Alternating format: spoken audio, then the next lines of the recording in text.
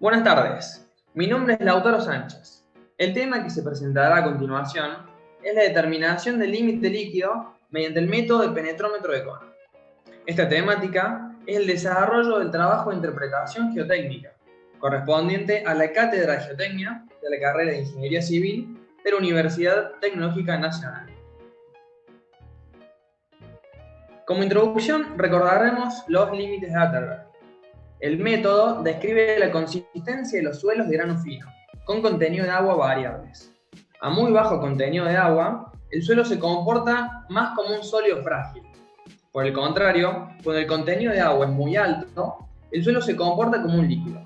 Por lo tanto, dependiendo del contenido de agua, la naturaleza y el comportamiento del suelo se clasifica en 4 estados básicos, denominados sólido, semisólido, plástico y líquido. En la figura de la derecha podemos observar los 4 estados básicos. Se puede ver que a medida que aumenta el contenido de humedad, aumenta la deformación del mismo y disminuye su resistencia. También se pueden apreciar los puntos de transición entre estados. De sólido a semisólido corresponde el límite de retracción.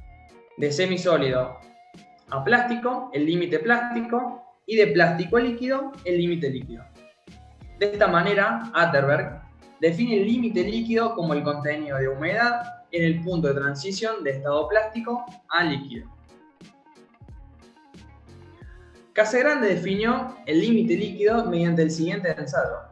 A una muestra de suelo se la coloca en una cuchara de bronce que golpea cayendo desde una altura de 1 centímetro sobre una base dura. A la muestra se le hace un surco con un acalanador normalizado, con una longitud de 12,7 milímetros, y se comienza a golpear la cuchara 25 veces. Se define entonces que la humedad contenida en la muestra cuando el surco se cierra tras los 25 golpes, es el límite líquido. Se realizan varios ensayos al mismo suelo, variando el contenido de humedad. De esta manera se realiza un gráfico como el que se puede apreciar a la derecha. El límite líquido también se puede definir mediante otro ensayo denominado penetrómetro de cono. Es un método alternativo más bien utilizado en Europa y Asia. Básicamente consiste en que la punta de un cono metálico se introduce en la muestra cilíndrica de suelo. Empujado por un peso para evitar efectos dinámicos, se frena la caída, de modo que el peso total no actúe sobre la punta hasta pasado un tiempo desde el comienzo del ensayo. Cuanto mayor sea el contenido de humedad del suelo, más se introducirá la punta en él. Para la norma británica BS 1377, el límite líquido se define como el contenido de humedad en la que un cono estándar de ángulo de vértice de 30 grados y un peso de 0,78 Newton penetra una distancia de 20 milímetros en 5 segundos, cuando se deja caer desde una posición de punto de contacto con la superficie del suelo. Debido a la dificultad para conseguir el límite líquido en una sola prueba, puede llevarse a cabo 4 o más pruebas con diferentes contenidos de humedad para determinar la penetración del cono. Los elementos que conforman el ensayo son los siguientes. El penetrómetro cónico en sí, el cual tiene 35 milímetros de largo, una superficie lisa y pulida. El peso del dispositivo de caída es de 80 gramos. La carrera no debe ser menor a 25 milímetros y un dispositivo de medición con una precisión de 0,01 milímetros. Recipientes metálicos cilíndricos para colocar la muestra, espátulas, una superficie lisa, tal como un vidrio, el tamiz número 40, de esta manera nos quedaremos con el pasante de la muestra, una balanza de precisión con 100 gramos de capacidad y una apreciación de centésima de gramo, una estufa y un cronómetro. La mayor parte de estos elementos se puede observar en la fotografía de la derecha. La preparación de la muestra corresponde al mismo procedimiento que se lleva a cabo en el método de Casagrande, el cual es: se utiliza el material que pasa por el tamiz número 40 y cuya humedad debe haber sido homogeneizada 24 horas antes del ensayo. El mezclado de la muestra se debe realizar como mínimo durante 10 minutos. Para algunos tipos de arcillas muy plásticas, puede requerir hasta 40 minutos para que la humedad sea homogénea en toda la muestra. El procedimiento es el siguiente. Primero se toma una muestra de suelo de aproximadamente 300 gramos y se mezcla durante un periodo de 10 minutos, utilizando la espátula. Se puede agregar agua de ser necesario, de tal manera que la primera lectura del ensayo esté cerca de 15 milímetros. Se coloca una porción de suelo dentro del recipiente metálico, teniendo cuidado de que no quede aire atrapado y compactando con la misma espátula. Se enrasa el recipiente. Una vez que la muestra de suelo se encuentre bajo la base del penetrómetro, se va a ajustar el cono de manera que solamente la punta del mismo toque la superficie de la muestra. Se pone a cero el dispositivo de medida y se suelta el cono por un periodo de 5 segundos. De esta forma se anota la lectura de penetración. Al levantar el cono, se limpia cuidadosamente evitando rayones. Se añade un poco de suelo con mayor humedad al recipiente, evitando que burbujas de aire queden atrapadas. Se enrasa la muestra y se repiten los pasos anteriores. Después de determinar la penetración del cono, se determinará el contenido de humedad para dicho suelo, tomando 10 gramos del suelo del área penetrada por el cono.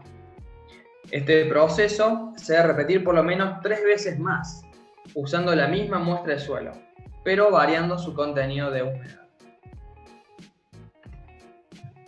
Algunas consideraciones a tener en cuenta durante el ensayo son: es recomendable ensayar primero la muestra de suelo con menor contenido de humedad. Si la diferencia de lecturas entre la primera y la segunda prueba es menor a 0,5 milímetros, se toma el promedio de las mismas, como la penetración del cono para dicha muestra. Si por el contrario la diferencia de lecturas es mayor a 0,5 milímetros, pero menor a 1 milímetro, se ensaya una tercera vez. Si la variación entre las 3 penetraciones no excede de 1 milímetro, se promedian las 3 lecturas. Ahora, si el rango de variación de las 3 penetraciones es mayor a 1 milímetro, se deberá volver a ensayar las muestras tras mezclar el suelo, por lo que se debe repetir todo el procedimiento. Se debe mantener la humedad de la muestra constantemente, tapándola con un paño húmedo. En la figura de la derecha se puede observar cómo una muestra con 3 humedades diferentes tendrá 3 penetraciones diferentes.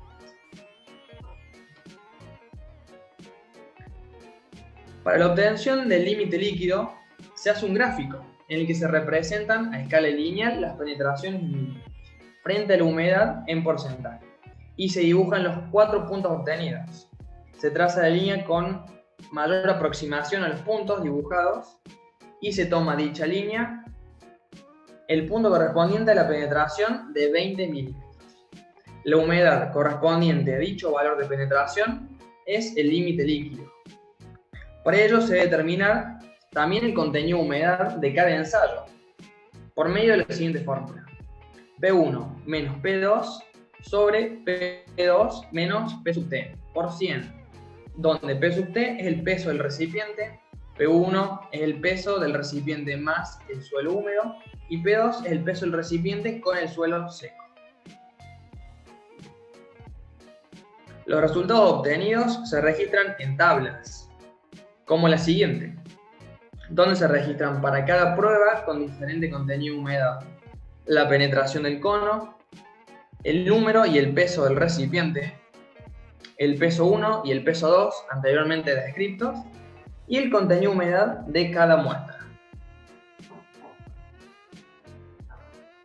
En cuanto a las ventajas y desventajas del método, comparándolo con el ensayo convencional de casa grande, se puede decir lo siguiente.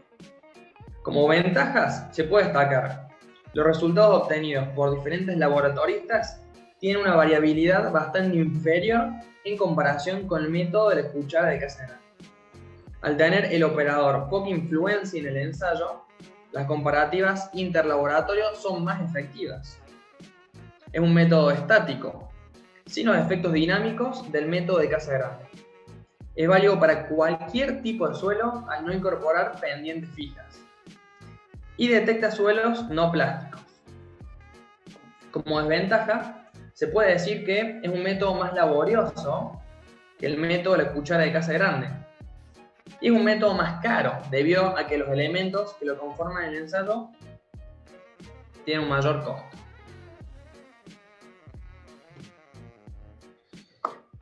Diversos autores a través de los años han intentado realizar correlaciones entre los valores del límite líquido, obtenidos por ambos procedimientos. Los pioneros en estudiar la posibilidad de emplear el penetrómetro cónico para determinar el límite líquido fueron Sowers, Littleton y Farmilio en 1977. Hicieron una recopilación de los valores obtenidos con diferentes tipos de penetrómetros y los correlacionaron con los valores de Casagrande. Siriharan, en 1985, estudió el límite líquido de diferentes tipos de suelo mediante ambos métodos, encontrando que con el penetrómetro se obtenían valores ligeramente inferiores que con la cuchara de Casagrande. Di Matteo, por ejemplo, en 2012, realizó una comparativa entre ambos métodos mediante la recopilación de un centenar de datos obtenidos por diversos autores, en suelos con un límite líquido comprendido entre 20 y 50, concluyendo que el valor obtenido con el penetrómetro era generalmente 2.2 veces mayor que el que se obtenía con la cuchara de Casagrande. En la siguiente tabla se recogen las fórmulas de correlación más relevantes, encontradas por diversos autores entre el valor del límite líquido obtenido por el método tradicional de Casagrande y el penetrómetro cónico. En la columna final se pueden observar los rangos de variación entre ambos métodos. Como conclusión, se puede decir lo siguiente. El método del penetrómetro cónico se ha mostrado como un procedimiento válido y eficaz para la determinación del límite líquido, debido a la buena correlación de los resultados obtenidos en este método y el método tradicional de la cuchara de Casagrande. Esto no significa que el método tradicional deba desecharse, pero sí que debería considerarse el penetrómetro cónico como un método alternativo. Con la utilización del penetrómetro se lograrían superar varios inconvenientes respecto a la influencia del operador, ya que es un método más sistemático y que no está sujeto a interpretaciones, por lo que la dispersión de los resultados obtenidos por varios laboratoristas para un mismo suelo debería esperarse que fuese inferior al método tradicional. Quizás los únicos inconvenientes del penetrómetro cónico son que se requiere una mayor cantidad de muestras y que se necesita un tiempo algo mayor para realizar el ensayo. Esto fue todo, muchas gracias por la atención.